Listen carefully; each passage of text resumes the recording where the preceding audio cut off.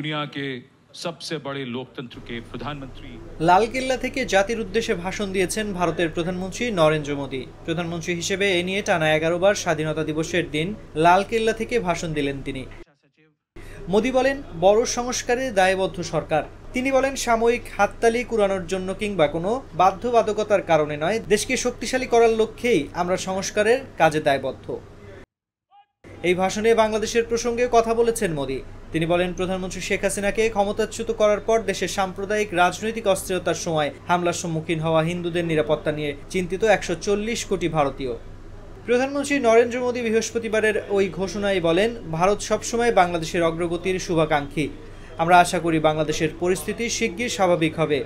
ভারতীয়রা চায় বাংলাদেশে হিন্দু ও সংখ্যালঘুদের নিরাপত্তা নিশ্চিত হোক।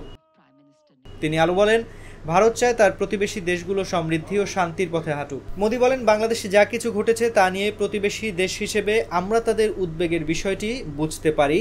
আমি আশা করছি দ্রুত পরিস্থিতি স্বাভাবিক হবে।